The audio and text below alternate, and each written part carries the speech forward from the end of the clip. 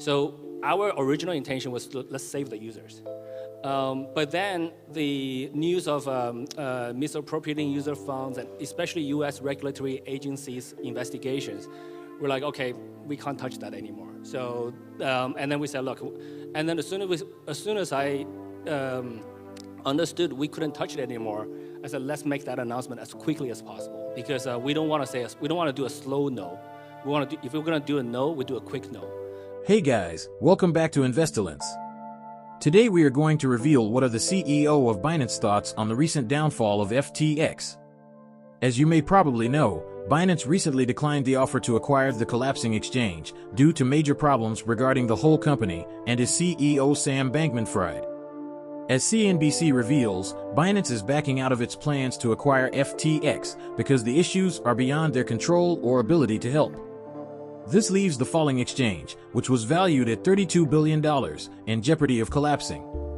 Not long after, Sam's crypto exchange had filed for Chapter 11 bankruptcy protection in the United States, and Sam Bankman-Fried itself had stepped down as CEO. At the 4th Indonesia Fintech Summit 2022, CZ addressed how it all went down with FTX and what he believes is coming for the crypto industry. Before we jump to the clip, don't forget to like the video and subscribe if you enjoyed the content. Now let's see what CZ has to say. I think we just seen another very big player going down. A few months ago, there was Luna, Three Arrows. Luna was big, Three Arrows was smaller, and then with Celsius, Voyager, they're even smaller. But then FTX is big. So with such a big player going down, I think we're seeing $30–40 billion of value that's in FTX valuation that was before that they raised that, plus quite a few $1 billion of user funds that's kind of gone. So with this type of events happening, it's devastating for the industry. So a lot of consumer confidence is shaken, and I think basically we've been set back a few years. Now regulators rightfully will scrutinize this industry much harder, which is probably a good thing, to be honest. I think now, before the regulations are much more focused on KYC and AML, I've always been saying, look, you got to focus on the exchange operations. So business models, proof of reserves, where the user funds. So I think we'll come into a lot more scrutiny on those fronts. But actually, that's good for the industry. So having that setback, short term is very painful for a lot of retail investors. That's on FTX, etc. But we feel that pain. But longer term, I think this is another wake-up call to say, hey, look, we're in a new industry. There's a lot of risks, and we need to learn how to deal with those risks and how to build a much healthier industry. So, you know what happened with FTX, and I know you can't comment on the FTX side, but what actually happened the last 3 days? I mean, this is only 72, 96 hours, but I mean, if you can share with us what's on your mind and what's going on. Yeah, so I think the last 3 days is just a revelation of problems.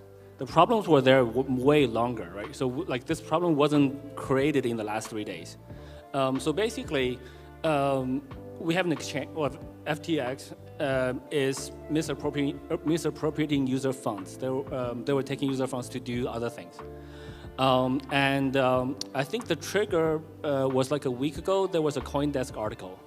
And then my team says, well, hey, CZ, we still have this, we still have a lot of FTT coins. Like what? Should we sell it? Sure, why not?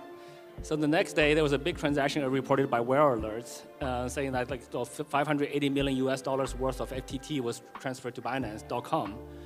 And my team's like, CZ, this is our transfer. I was like, well, really, you sure? Like, yeah, he's sure. And should we be, there was discussions in the community, and should we be transparent about it? It's like, yeah, sure, we should be transparent about it. And then he said, CZ, you should write a tweet, because we don't, like what we'll call the interns, our PR team says, we don't really know how to write this particular one. It's quite sensitive. So I was actually just going out to meet two of my friends who actually also came to Indonesia now. I was on my way out to meet with them, and then so I just wrote a tweet in a few minutes. But I wanted to explain, like, how do we have this much, right? So we can't just have $580 million worth of FTT all of a sudden. We got it. We didn't buy it from secondary markets. We got it as a transaction of our exit equity exit out of FTX a year and a half ago, which was publicly reported. So I said that, and then I didn't know my phone will blow up like over the rest of the evening. So, and I also didn't know, like, no, the second day I said, look, I didn't know this is the, I think the word we used was the straw that broke the camel's back. And that's before Sam SBF called me 24 hours later. I thought it was just causing a lot of waves in the Twitter, in the community. 24 hours later, Sam calls me, says, hey, CZ, can we talk? Okay. And then he says, well, I thought he was going to do an OTC deal, right? I thought he was going to ask, hey, CZ, why don't we do an OTC deal? Then we can put all the negative comments out, then confidence is restored. I thought he wanted to do that. But instead, he just said, look, we have much bigger troubles. I said, look, we don't want users to be hurt, and we want to protect the users. So the deal, to be honest, I can't comment on any specifics on the deals, but from our perspective, the deal did not make sense from a number of fronts. From a financial perspective, is a big hole. From new users, FTX, we have very high overlap. We cover all the regions they cover, and they have much less users than us. From a technology or product perspective, I think we have a superior product. They don't have anything that we don't have. So our original intention was let's save the users.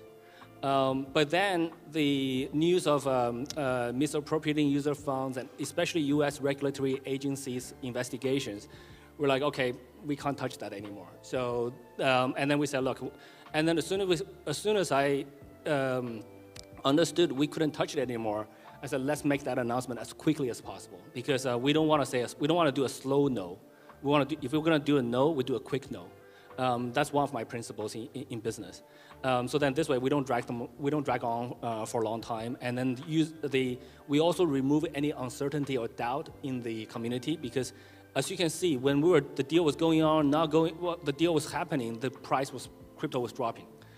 Uncertainty is actually worse than negative news. So when the news is out, everybody knew, okay, this is where we are.